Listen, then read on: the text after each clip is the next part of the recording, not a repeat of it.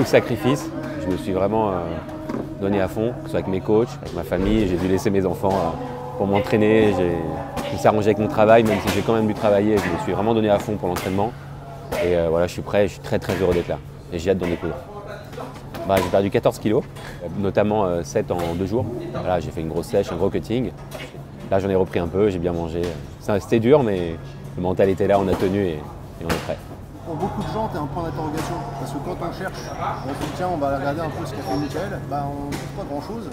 Donc ça nourrit pas beaucoup l'imaginaire et du coup, on se dit qu'est-ce que ça peut donner quoi. Vous verrez ce soir. Bah ouais. Tout à fait. Une boucherie. Une boucherie. Très bien, Mickaël. Écoute, on te souhaite un bon premier combat au 100% fight en tout Merci. cas, et on te dit à plus tard. À plus tard, merci beaucoup. Eh bien, ce que je viens faire ici, c'est coacher un de mes poulains. Ce poulain en question est venu il y a 3 mois frapper à ma porte. Il n'avait personne pour le coacher pour ce combat contre Ramzan. Donc écoute, j'ai fait ce que j'ai pu, on va voir ce que ça va donner. Et puis je viens aussi avec plaisir voir mon ami Hatch qui fait des événements exceptionnels. C'est le pionnier du MMA en France et j'espère qu'il se fera sa place dans ce nouveau marché parce qu'il le mérite déjà. Il a fait tellement de choses pour le MMA et feu le pancras que maintenant avec la cage et tout ça va envoyer du lourd. J'espère que ce soir il y aura un beau spectacle et que les gens seront contents. On t'avait vu aux ASF de Hatch. Ouais. C'était du combat de grappling sur ring. Sur ring, voilà, où j'ai affronté effectivement Francis Carmon, qui était combattant UFC, et j'ai gagné, sinon j'en parlerai pas. Et Brian Rafik aussi, combattant pro aussi, et j'ai gagné aussi, sinon je n'en parlerai pas. En fait, je parle souvent de mes combats parce que je les gagne souvent. Brian, tu vas taper, mec, je vais te faire jouer du tambour sur le sol. Tac, tac, tac, tac, tac, tac. Eh bien écoutez, Mickaël Ben Simon, effectivement, on ne voit pas grand-chose de lui sur Internet, mais on ne voit pas grand-chose non plus de choses sur Ramzan. Donc l'un dans l'autre, écoutez, c'est des combattants qui débutent malgré un palmarès amateur conséquent pour Ben Simon. Puis Ramzan, c'est pareil, il a des combats amateurs, beaucoup de combats amateurs, beaucoup de bagarres de rue. Donc finalement, l'un dans l'autre, c'est des gars qui ont suffisamment d'expérience pour nous offrir un beau spectacle. Je pense que Ramzan est favori, il n'y a pas de souci là-dessus. Je te dirais même un 80% de chance qu'il gagne, mais il y a toujours 20% de chance de gagner pour mon poulain.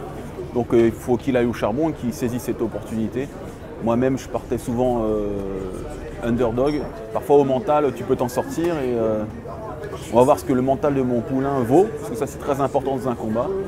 Arriver à supporter la pression, le stress de l'événement, le regard des gens. Et puis c'est un événement qui est même très regardé, puisque justement Ramzan est une star, faut le dire. Donc il a beaucoup de poids sur ses épaules. J'espère que Mickaël nous offrira un beau combat ce soir. On aura le résultat d'ici quelques heures. Ça va? Je suis meilleur. Ça fait du bien, toujours combattre. Ça serait bien si ça serait tous les semaines comme ça, tu vois, chaque semaine. Là, ça va, comme je suis prêt, je me sens bien, je me sens confiant. Hier soir, il y a eu la pesée. Comment ça s'est passé pour toi, la pesée? Ça s'est très très bien passé, on était face à face, il n'y a pas eu de phrases bizarres, il n'y a pas eu de provocation. Je suis resté zen comme je suis d'habitude, comme d'hab. Tu l'as trouvé comment, ton adversaire? J'avais vu qu'il avait fait un gros coaching. Devant moi, il tremblait, pas dans le sens où il avait peur de moi, je ne sais pas après. Mais dans une sauce où il avait vraiment fait un gros coaching.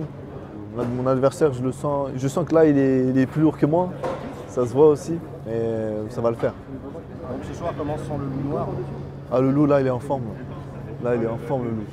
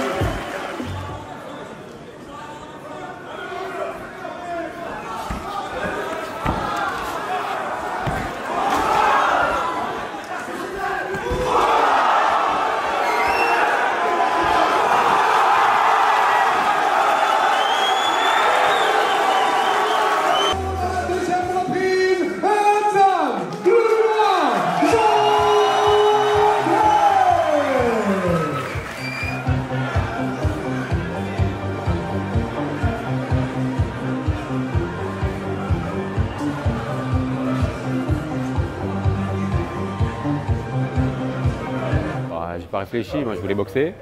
Il m'a envoyé 2 coups de pied que j'ai vu largement venir, puis après il est parti au sol. Je suis un peu frustré de ne pas avoir pu m'exprimer en stand-up, quoi, mais bon, il a été bon, il m'a envoyé au sol. J'ai tenu la foudre au sol, premier round, voilà, je me suis positionné, il m'a envoyé quelques coups de genoux dans les côtes. Ah, ça chatouille, mais ça fait pas mal, quoi. Franchement, il m'a pas fait mal, c'est ce que j'arrête pas de dire, mais bon, l'arbitre m'a arrêté, voilà. Mais voilà, j'ai tout donné au sol. Grâce à Greg, j'ai quand même pu travailler mes positions.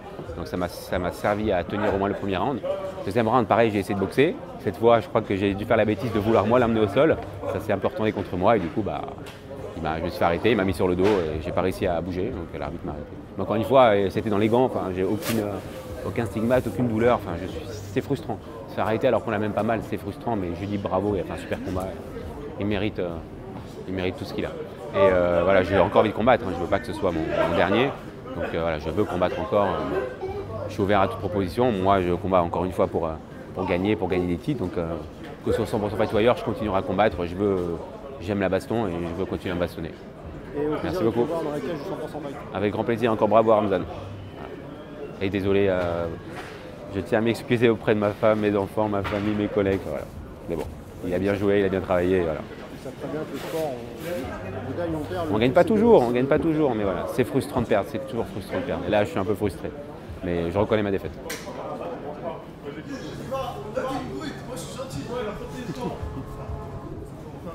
Vouloir faire les trucs de karaté. Ouais. Celle-là. C'est même pas frôlé. Tu n'avais jamais combattu de karatéka, tu n'as pas de sparring karatéka, tu m'avais dit au club. Alors comment tu appréhendais un peu le style karaté? Faut dire la vérité, moi juste j'avais suivi ma stratégie. Et c'était toujours pareil ma stratégie. Je tournerais en lutte, j'attaquais en lutte. Je lâcherai pas l'affaire, tu vois. Si je ne l'ai pas réussi à l'amener une fois, je vais réussir à l'amener 2, 3, 4, 5. Combien de fois il faut, tu vois. On a travaillé le cardio pour. Et on a vu une prise de lutte justement très très rare en MMA et au 100% fight. Est-ce que tu peux leur dire dessus? Prise de lutte, la souplex.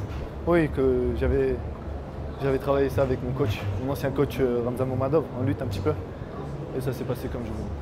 Tu nous as montré aussi quelque chose de peu courant en MMA à la fin, c'est que tu as fait une espèce de pirouette sur le latéral, là, comme ça. C'était pour le déstabiliser, pour qu'il ne comprenne pas qu'est-ce que je voulais faire, tu vois. Donc j'avais tourné, il ne sait pas, soit je passais sur le côté, ou soit je passais tout droit. Mais j'ai essayé de le toucher à le talon sur lui, mais voilà, ça s'est pas passé comme je voulais. Mais j'ai eu ma demi-garde que je voulais. Aujourd'hui, Dieu était de mon côté. Il m'a donné la victoire pour voir comment je me comporte après. Peut-être que ça sera une défaite pour voir comment je me comporte aussi après. Voilà. Victoire ou défaite, peu importe. J'accepte. Alhamdulillah. C'est Dieu qui donne, c'est Dieu qui reprend, tout simplement.